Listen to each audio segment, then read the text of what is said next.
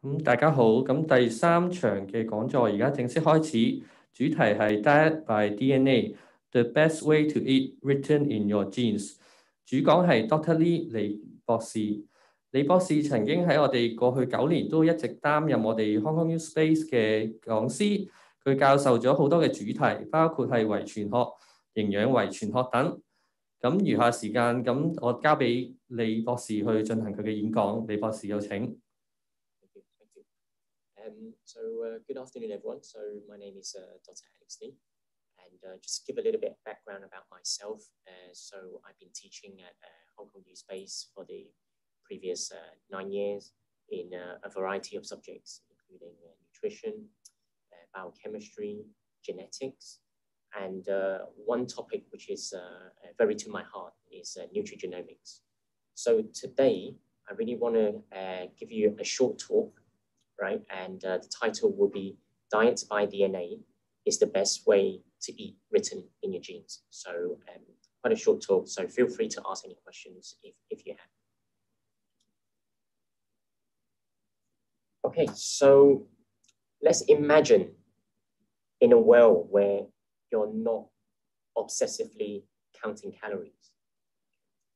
Imagine a world where you're not caught between thinking, shall I go to that buffet hot pot and eat as much as I like? Or spending time in the gym, spending hours at the gym. Imagine a world where you're not jumping from shame to punishment with food as well. So I guess a lot of everyone out there, especially ladies, will be thinking, don't want to count all the calories.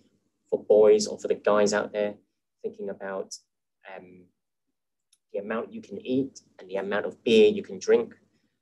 And there's also some people that they eat just because they don't feel good, right? Because they feel it's been a bad day, so then they eat poorly, or they feel that they're angry and then they choose bad food. So imagine a world like this where you don't have to think about these things. So I can show you how. So that's the promise of Nutrigenomics, okay? So which is basically the way that your innermost self, your DNA, talks to your food. And it's a way that we can move beyond the love and hate with the relationship that we have with food as well. So let me talk a little bit, a story about myself. Okay, so a while ago, I had a love and hate relationship with food. And I used to be a PhD student. I was at the university and I was working in the lab all the time. And my experiments were very long. And sometimes these experiments, they would go into late into the night. So usually after I worked a whole night in the lab, then I would go home and then I would open the fridge, right? And then, but there's nothing in the fridge and there was no food whatsoever. So I would do what I think all Hong Kong Chinese people would do. And you open a packet of instant noodles, you put the noodles into the pot, you make some hot water, and you put the seasoning on, and then you make yourself a bowl of noodles, right? So I've cooked a bowl of instant noodles, like this picture I have here, right? Obviously my one is actually even worse because I don't have the vegetables, I just have noodles itself. So I hope you can all relate to this as well. So sometimes it will be with noodles, but sometimes I would actually go out and buy fast food because it's easy, because it's very convenient for me as well. And it feels like a treat to me as well. So like sometimes something I like to eat, fatty food. So I would go out and buy KFC, for example. And once I get to the KFC, you know, I should just order a single meal, right? But in the end, I sometimes would buy a bucket of chicken and then to go home. And the reason why that is because twofold. You know, I want to eat more chicken. I want to eat more because it tastes good. And then secondly, also because it's worth more value, right? I was living on my own at that time. And if I don't finish, I can always eat it the next day or the next meal. Right? So once I've got to the KFC, I've bought my bucket of chicken, then I've come home, then I'll bring it back home, and I've put it down on my table. I've turned on the TV, right? And I've put on my Netflix and I'm watching my favorite TV. Then I've got chicken in one hand and I've got Coke on my other hand. And I start to eat and I start to watch my TV. And then suddenly I just lose track of what I'm doing. So I'm eating, I'm drinking my Coke. And then suddenly I realize that majority of my chicken is finished. I finished nearly majority of the whole bucket of the chicken. So that's actually quite a lot of calories. There's a lot of calories in that. And let's just say that wasn't the best Nutrigenomics out there. So what I really wanted to say here is that our food is meant to have a positive effect on the activity of our DNA. It's meant to create a shield for our health. But that's not what I was doing. Because I often had food that was more like a bad girlfriend. You know, I know it's not good. I know it's bad. I know it's lousy about it, but I kept going back to those food that were not good for me. So now here, I know that a lot of people don't know what to eat. I get that, I understand that. It can be super confusing and we don't have much time to really think about what we eat, especially in Hong Kong. And there are also a lot of opinions from different people as well, right? And there's a lot of news, a lot of media out there. So for example, one day eggs could be a very good thing. And then another day, there's reports to say that, you know, eggs are bad for you. Eggs are not good for you. And the same thing with coffee as well. And there are many opinions out there. I'm sure you've heard of from your family relatives or your mum or your dad. They suddenly come home and then they say, look, we need to eat more of this because I've read about this in the news and say that this is supposed to be good for health. Or you have an auntie that says, buys you some certain type of food and say, look, you have to eat that because it's good for you. On top of that, on top of the amount of different types of food that we can choose and the different opinions that we have, the food that we are eating are also changing as well. So if you imagine, if you compare what we can eat now compared to 10 years ago, the different types of restaurants that we have, it's very, very different, right? There's a lot more influx of Western cuisine or Western restaurants coming to Hong Kong. Actually, there's a lot of cuisine from mainland China that has come to Hong Kong that has changed our style of eating or our choice of eating. On top of that, the food has also changed in terms of we are mixing different types of food together. So if you imagine, let's say 10, 15 years ago, if you go out for a hot pot, right? A hot pot buffet. And very simple, it just be a hot pot buffet and you can eat as much as you like. But now when you go out for a hot pot buffet, it includes so much different things, right? It includes sometimes sashimi, sometimes it includes a chicken pot first, right? And then after you finish the chicken pot, then you move on to the actual hot pot itself. So in terms of food, it's a constant changing thing as well. So when I started studying nutrition, the key thing that I learned was calories.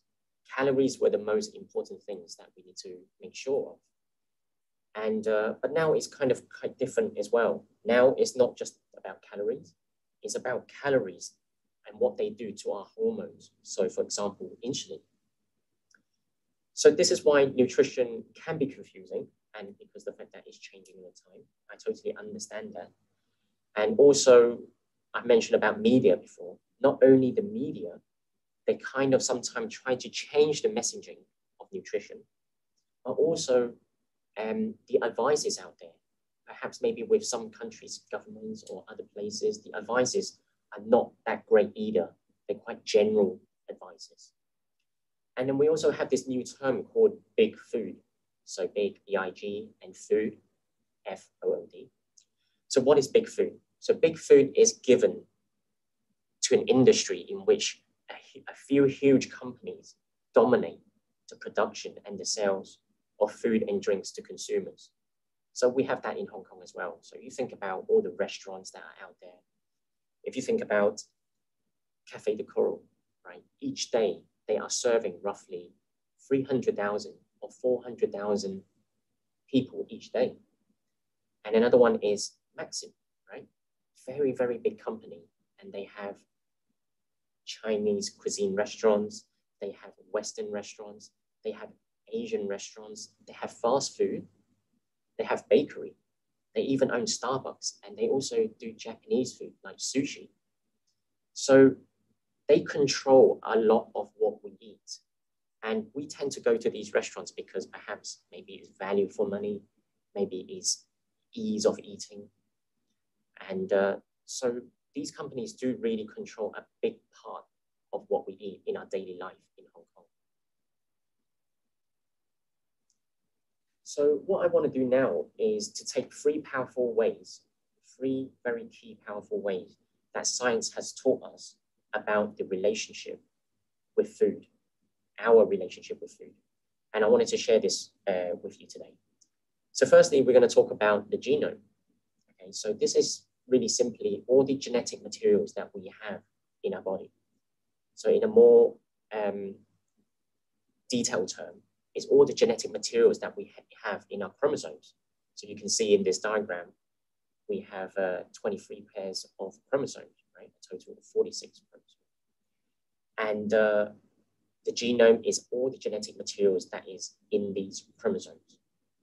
And we're going to talk about how food talks to the genome.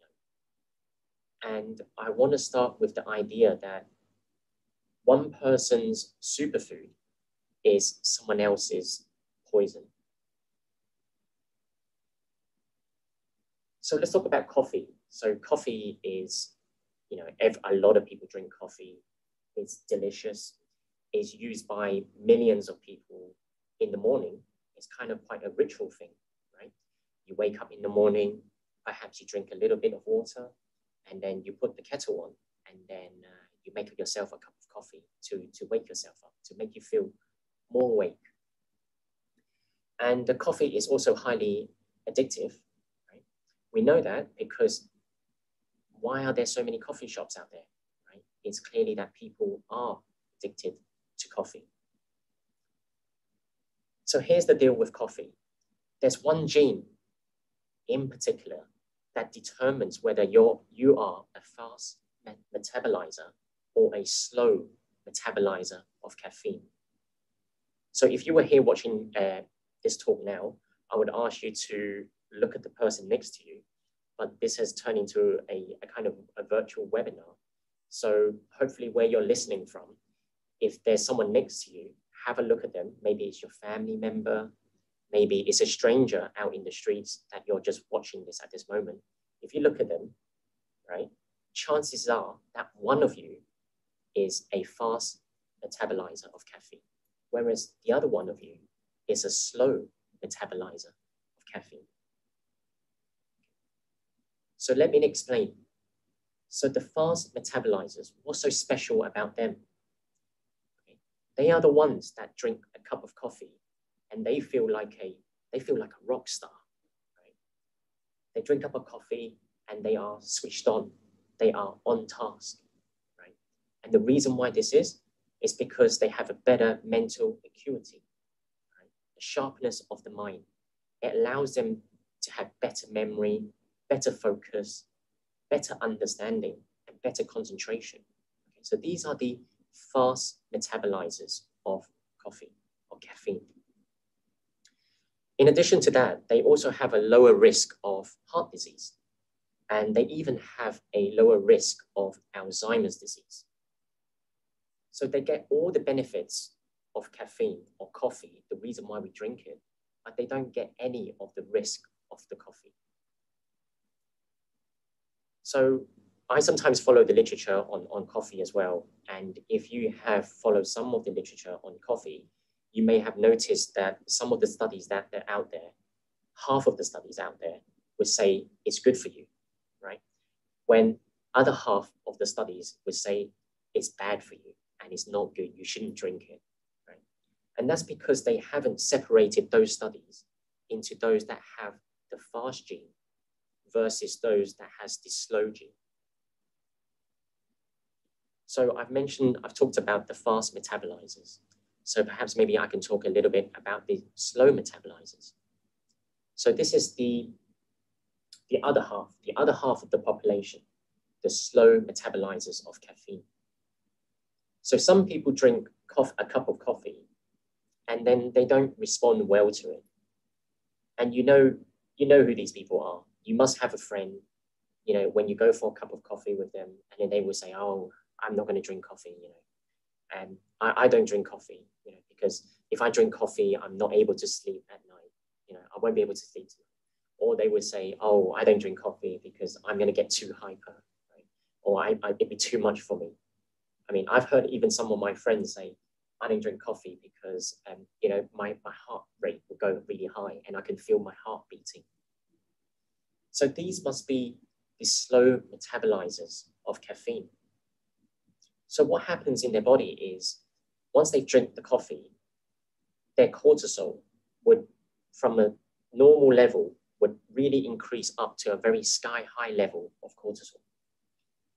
And they are also the type of people that have a much higher rate of sudden cardiac death after they drink a cup of coffee. So in fact, these type of people, their liver metabolize caffeine 3 times slower than a fast metabolizer. So again, this is completely reverse of what I've talked about. These people, they get all the risk from drinking coffee, but they don't get any of the benefits from drinking coffee. So I'm very lucky. I think I'm in the ones of the fast metabolizers. I don't think I'm in the ones of the slow metabolizers. I'm very lucky about that. I'm not in this category. So I mentioned about cortisol, right? It's, you know, from a normal level, for those slow metabolizers, from a normal level, it was skyrocketed into very high of cortisol. So what is cortisol? So cortisol simply is just a hormone in our body. It's called a stress hormone, right? Because it works with certain parts of your brain and it controls your mood, it can control your motivation, and it controls your fear. And if we have too much cortisol in our body, it can cause quite a lot of different effects. It can cause digestive distress. It can cause anxiety, depression, and it can also long-term, it can also cause high blood sugar. Probably in long terms, it can cause heart disease, high blood pressure, sometimes nerve problems as well. So the next question you must be asking yourself, okay, so how do you know, right? How do you know if you're a fast metabolizer, or how do you know if you're a slow metabolizer? Well, we can do trial and error, right? And that's what we've always been doing, trial and error. And this is why they tell you, your friends or your family will tell you, oh, I can't eat this, I can eat this, or this is good for you because it's good for me, because they've tried it and they've trialed it and it works.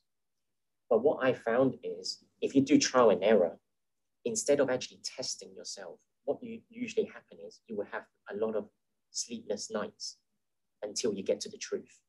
I'm talking about if we're talking about coffee.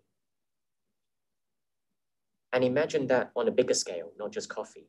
We're just talking about coffee. And if you're a slow metabolizer and you didn't know that, and you have to keep drinking coffee and you'd be having a lot of sleepless nights until finally you come to the point you think to yourself, do you know what? I'm not going to drink any more coffee because I know this is not good for me and it has a bad effect on me, right? And this is only one type of food that we're talking about. What about the other types of drinks that can have different effects as well? What about energy drinks? What about alcohol? What about if you talk about different types of food? So for example, fast food that I mentioned before, instant noodles that I talked about before, high fatty food, right? And what about spicy food that might have various effects on different people as well? So what I prefer to test is 2 things. So there are 2 things that we should test. And the first thing is, there's your genotype. So for instance, do you have the fast or do you have the slow gene when it comes to caffeine? And then the next thing is there is the phenotype. So phenotype is basically your set of characteristics. It's what makes me, Alex, right? And it's my genotype that is interacting with my environment, like coffee. So these are the two key things that we should really try and test: genotype and phenotype. So we talked about the genome and a little bit about the DNA, right? And the second way that food really interacts with the DNA is this concept, is that the gene loads the gun, but it's the food that pulls the trigger, right? So this is a very strong analogy or a strong metaphor, right? And it was actually first coined by a scientist, which is called Francis Collins. And he was the director of the Human Genome Project. And basically the Human Genome Project completed the first mapping of the human genome in 2003. And then we sequenced the whole DNA. And then we expected to know the answer to life or the answer to everything. But clearly that may not be 100% the case. So this concept that the gene loads the gun, but it's actually the food that pulls the trigger, it's very, very important concept, because the idea here is that, okay, yes, I know my genes and I know my genomics, but you also really need to consider your environment as well. This is why food is, in the metaphor, food is pulling the trigger. So I can give you an example of this. Okay, so let's talk a little bit about Alzheimer's and dementia. So Alzheimer is a specific brain disease that accounts for 60 to 80% of dementia cases. So Alzheimer is a type of dementia. And Alzheimer is a cause of dementia. And dementia is simply a general term for symptoms like decline in memory, decline in reasoning, and decline in other thinking skills. So let's imagine we have a patient here, right? And she's 46 years old, and she's someone called Mindy. Okay? And Mindy comes along and she tells us that her mother has Alzheimer's disease. And her mother is still relatively young, so it's an early onset of Alzheimer's disease. And so Mindy herself was concerned that she may have Alzheimer's disease herself. So she wanted to test for the gene for the disease. So there was a good or bad news situation here. So the good news was that she didn't have the gene. She was negative for ApoE4, one of the key genes that predicts your risk of Alzheimer's disease. So that was the good news. She didn't have the genes herself. But what was found with Mindy was that she has an elevated fasting blood sugar. And one of the ways of looking at blood sugar over time is to look at your hemoglobin A1C. And there is something, and this is something that is performed quite routinely in clinical practice, measuring your hemoglobin A1C. So what we found out that is Mindy actually has pre-diabetes. So even though she didn't have the genes for Alzheimer's disease, she was increasing her risk of dementia and increasing her risk for Alzheimer's because of the way she was eating and how this was raising her blood sugar level.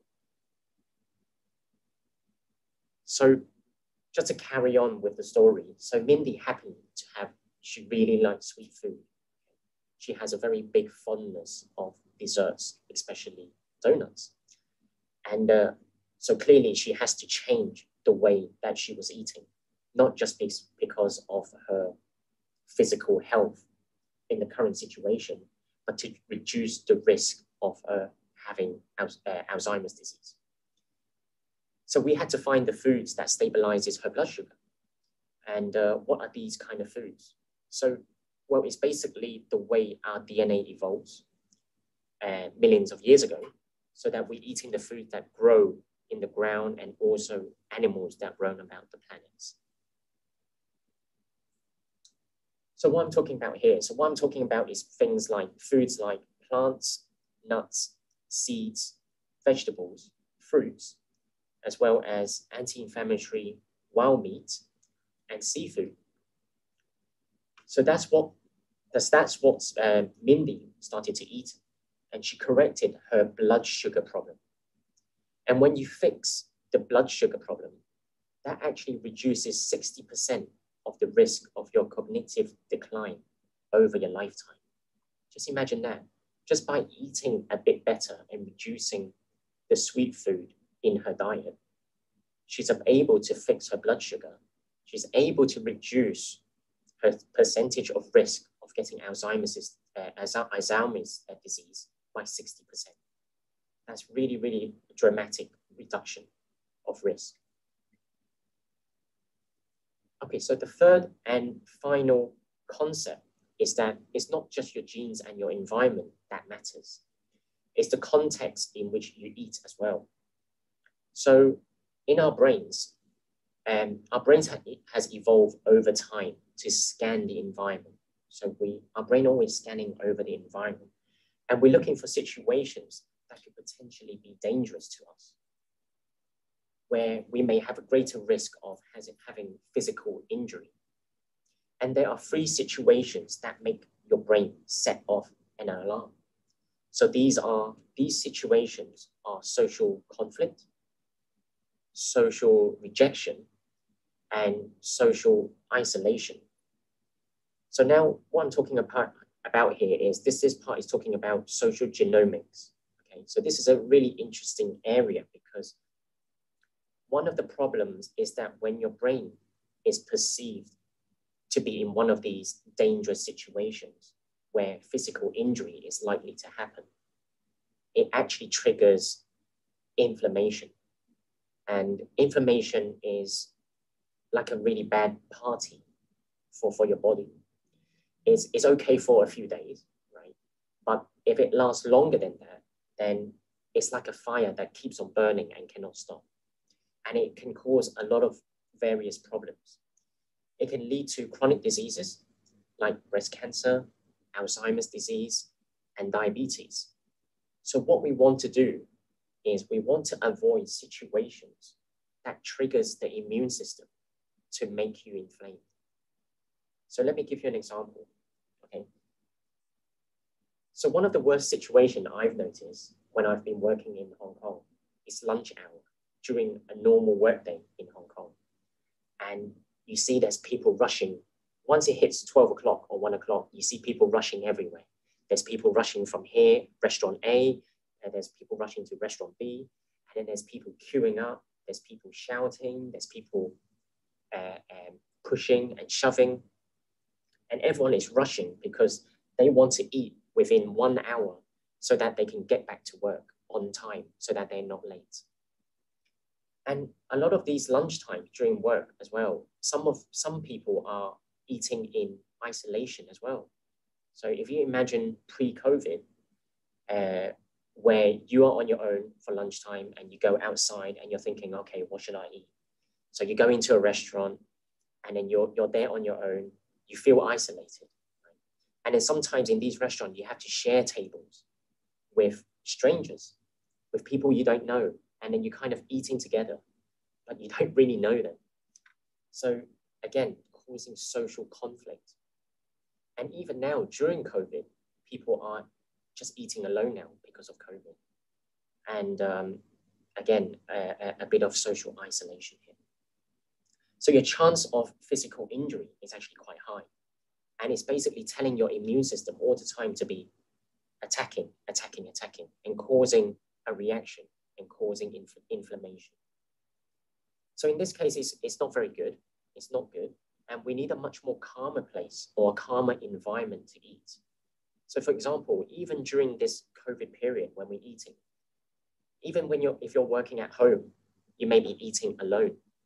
Rather than eating alone, you can maybe call up a friend, have a Zoom meeting or a Zoom lunch. This is what we do in the company that I work in at this moment. So we have to call a colleague that we haven't talked to a long time before, and then you have a Zoom lunch with them. So it gives a more calm environment for you to have your lunch. So what I want to leave here with everyone is that I want to give a prescription for how to eat your next meal. Okay, so hopefully we can do that together. And I want to wrap up these 3 big ideas. So firstly, the gene. Secondly is the environment. And then thirdly is the immunity. So the first thing that you want to consider is your genotype. And that's something that you can test pretty easily, especially in Hong Kong. There's a lot of different labs out there that are affordable. Right? And actually in my course, I would discuss a lot about these companies and how they work and what kind of services they provide. So the second part is you want to look out at the environment as well and how that is interacting with your DNA. So you can do that with a lot of biomarker testings by seeing your doctor. So we talked about checking your fasting blood sugar, and we talked about checking your hemoglobin A1C, for instance. And finally, you want to think about the context of when you're eating. You want to make sure that your immune system is not getting triggered by your brain to cause inflammation in your body. So that's how you think about, that's what you should think about when you have your next meal. So finally, to summarize, what I've been talking about, a person's genes can affect what happens to the food that is eaten. So as a result, 2 different people can eat the same food, but it can have a very, very different effect on them. And nutrigenomics is a very new field of science that studies how food and our genes interact together. And it also talks about not just the diet and the genetics part, it also looked into the nutrition and also the lifestyle part as well. And again, it's related to disease and traits as well, because the better we eat, obviously, the more our risk of disease will go down. And in my course, which is the Executive Certificate in Foundation Nutrigenomics and Personalized Nutrition, we will examine a lot of these things. We will examine some concepts of basic genetics. I will provide some examples of gene-nutrient interaction, and then how these 2 topics, nutrition and genetics, how did they come together to form nutrigenomics, and a little bit about companies that offer these testings, and some discussions on the ethics and the current thinkings on nutrigenomics and the current studies that are out there for nutrigenomics. So thank you so much for your time. I think that's all I have for my talk for this time at this moment. Thank you very much. 好多謝 Dr. Lee 俾咗我哋咁精彩嘅演講。咁而家到 Q&A 嘅 question sections。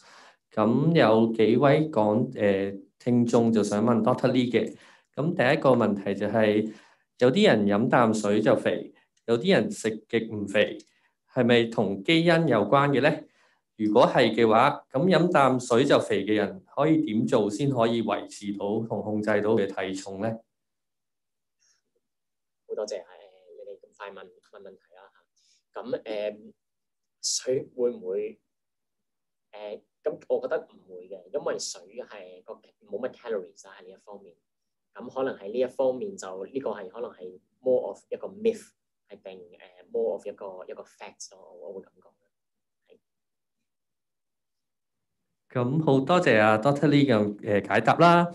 咁有另一個聽眾或者觀眾就問啦，坊間而家有好多基因測試嘅公司，咁佢哋應該點樣選擇去做呢個基因測試咧？其實而家香港咧都係有好多呢啲公司咧去幫你 test 下你嘅 DNA 啊，跟住就會講翻你嘅 risk of 某啲疾病啊，一係可能會俾翻一個 personalized 嘅nutrition 你哋啦。咁其實佢哋大部分呢啲公司咧，其實嗰個 model 都係相似嘅。咁可能係佢哋嘅方法個表達嘅方式，可能係有少少唔同。有好多可能會係用一個詳細啲一個 scientific 嘅角度去同你講翻嗰個 testing 嗰方面啦。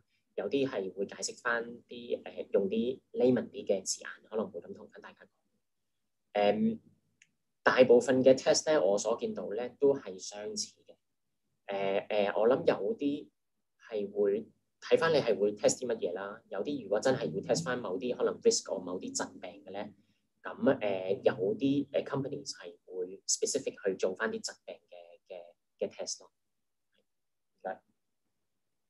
咁好多謝阿 Dr. Lee 嘅解答啦。咁仲有一條問題嘅，都係一個聽眾想你答嘅，就係佢覺得阿 Dr. Lee 你咁 fit 咧，你會唔會有自己嘅私人嘅 diet 嘅方法或者心得，同我哋啲觀眾可以分享下咧？Thank you，多謝晒啊！其實我完全係唔 fit 嘅，因為我係唔足夠嘅運動嘅，因為平時做嘢做得太忙啦，其實我應該係要做翻多少少運動。咁同埋疫情下咧，而家都冇得去 gym 啦。咁其實反而有少啲會出去跑步啊，又成啊。不過其實呢個我都係想做翻多少少。咁食嘢嗰方面咧，其實都係take a balance 啦。我覺得係唔好偏食向啲。我諗大部分嘅人都知道我哋係需要做啲乜嘢嘅。如果講喺營養嗰方面，即係唔好食啲高脂肪嘅嘢啊。即係唔好太多 fast food 啊，好似例如我頭先個 talk 講嗰啲啊，食翻多啲蔬菜啊，食翻多啲 greens 啊 ，even 食肉嗰方面都係可以選擇啲好啲嘅肉啦，同埋lean啲嘅肉啦，各方面啦。咁我嗰方面咧就我係會通常都係唔會買，即係我樣嘢都會食嘅。咁當然我 fast food 我都會食啦，如果我冇時間嗰陣時。不過我就會 prioritize 令到我會 make sure 我一個禮拜裏邊我都係符合到我nutrition 嘅要求咯。即係如果我知道一日我係食咗 fast food 嘅，咁可能我嗰個禮拜我可能都盡量會避免去食翻 fast food 嗰樣嘢。咁如果我知道嗰一日我已經係飲咗2杯咖啡嘅，咁我可能都會盡量唔會再飲咖啡㗎啦。可能我第2日都會 skip 1日，我先至會再飲。It's all about taking a balance 咯，我覺得。咁好多謝 Dr. Lee 今日嘅分享同埋解答啦。咁我哋第3場嘅講座都差唔多完結啦。咁觀眾可以去翻 YouTube 度重溫翻今場嘅精彩講座啦，然後都可以繼續關注我哋 HKU SPACE 嘅講座啦、活動等等嘅。咁再一次多謝 Dr. Lee 同埋觀眾嘅收看。咁我哋下一場嘅講座會喺3點半開始。好多謝 Dr. Lee。